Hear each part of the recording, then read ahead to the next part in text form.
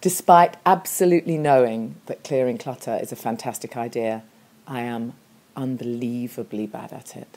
I think it really does represent who you are, and I know it's not ideal that right at this moment I have a messy handbag, a messy wallet, a messy bedroom. I have a floor drobe. I'm the sort of person that quite likes to keep his desktop clean on his computer and things like that, you know. I mean, if it gets too... I have some friends that is just... They turn their desktop on, it's just folders and files everywhere, and I'm like... I really don't think a lot about things in my external world too much anymore. I just know that when I'm in my creative space, my definition of creation is when I forget about myself. So I get rid of clutter, and as I do it, I think to myself, I let go of what I no longer need in my mind and in my environment.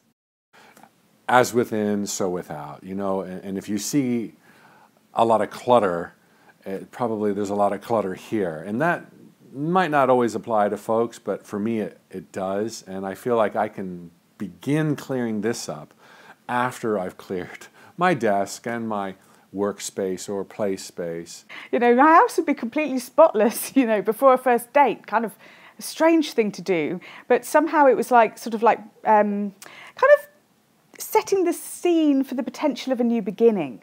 My personal view on clutter is it's an inevitable byproduct of the creative process. So for me, I see that I live in a very clean environment, but most people don't agree, particularly the people who work in my office.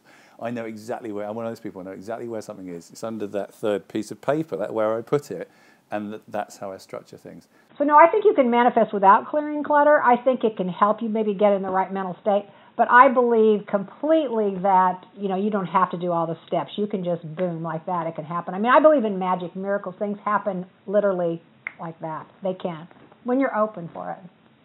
So there's a lovely line in a book I read that says, the muse doesn't want to soil her gown when she enters. So I like to have a nice clean space. So like, not order, not too rigid, but I like things nice and clear so that I can just do what I love to do.